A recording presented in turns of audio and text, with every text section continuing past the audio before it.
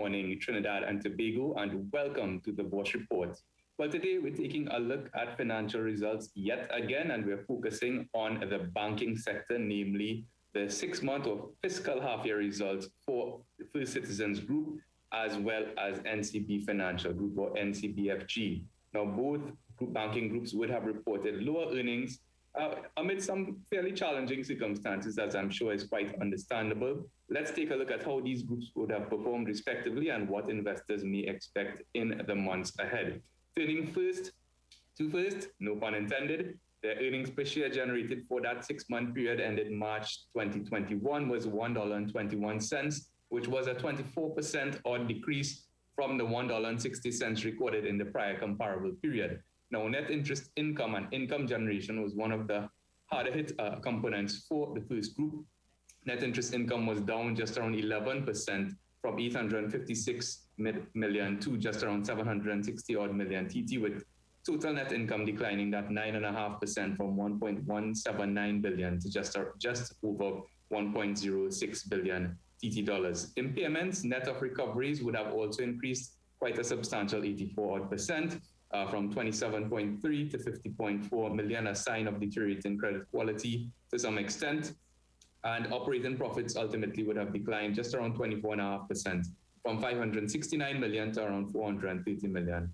And when we take a look at that profit before tax by segment, we can see there were some quite notable changes.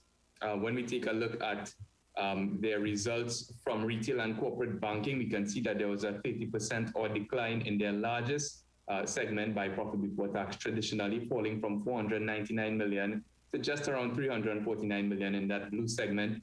This was offset to some degree, but not totally offset, by performance of its treasury and investment banking segment, increasing just around 10% from 263 million to 288 million in profit before taxes. And there was a roughly 30% or just under 30% decline in that trustee and asset management profit before tax generation from 43 million in the first half of 2020 to 30 million in the first half of 2021. Certainly, they would have been challenged by falling assets under management in an era or time period where valuations would have fallen, affecting trustee fees, etc.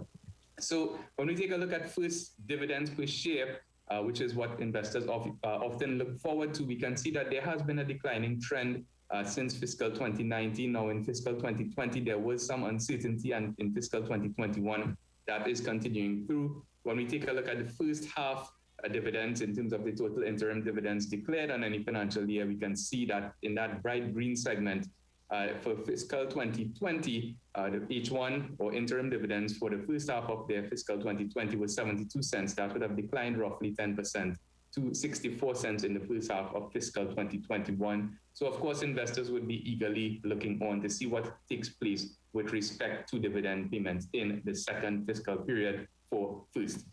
Now, we can also see that there's been a trend of increasing valuations as earnings decrease, meaning that investors are fairly price insensitive, not just to First, but to other constituents of the banking sector. And we can see the banking sector average in terms of price earnings ratio has increased from that 14.5 to 15 times level across 2017 to 2019.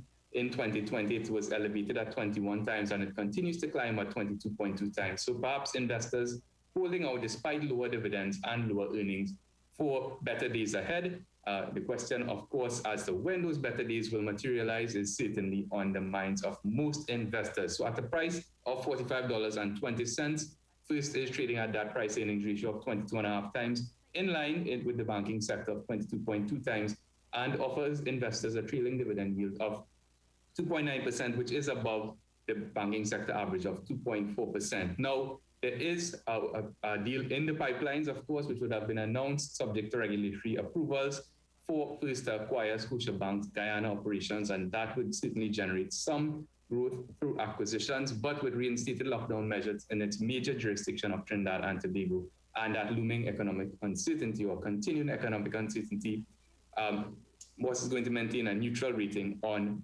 First for now. Turning quickly to NCBFG, the group would have reported an earnings per share figure of 11 cents TT equivalent, which is a 38% decline from the 18 cents recorded in the prior comparable period. That's the 6 months for fiscal 2020 versus 2021.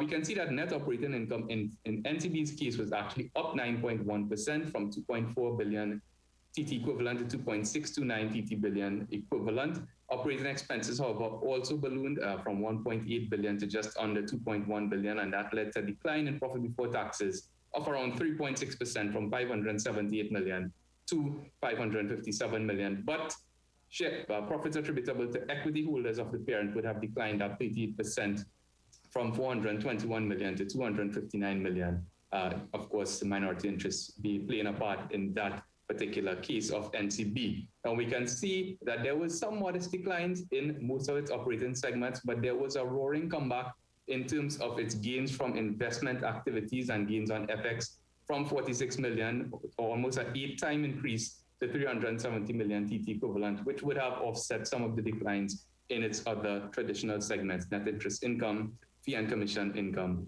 and of course net results from insurance activities. Now again, with respect to NCB, we can see that in terms of this green line here, we can see that its price earnings ratio has increased as well, in line or apparently ahead of the banking sector as of the year to date. That price earnings ratio is 27.5 times compared to that banking sector average of 22.2 times. So certainly a trend we've been seeing, increased or elevated valuations, with investors probably looking ahead to better days and obviously not having that much of an alternative opportunity as to holding their banking stocks. So at a price of $8 on the Trinidad and Tobago Stock Exchange, which is trading at that 27.5 times PE multiple, with a dividend yield of 0.3%, the group would have only recently started paying dividends once again to investors holding shares of more than 1% of the group. And again, that compares less attractively to the banking sector average of 2.4%. Now, on the basis of recovering financial markets, which should help its performance in terms of that investment trading aspect or business segment, but on the basis of relatively high valuations and that economic uncertainty for most of its operating jurisdictions, including Jamaica, Bourse is going to maintain its neutral rating on NCB for the time being. But that's it for this week's edition. For more information, you can give us a call at 226-8773, email us at invest@boursefinancial.com, and of course, check out all of our research on bourseinvestment.com. And you can catch us in today's business section of the Bigger, Better Trinidad and Tobago Guardian newspaper. Until next week, this has been the Bourse Report.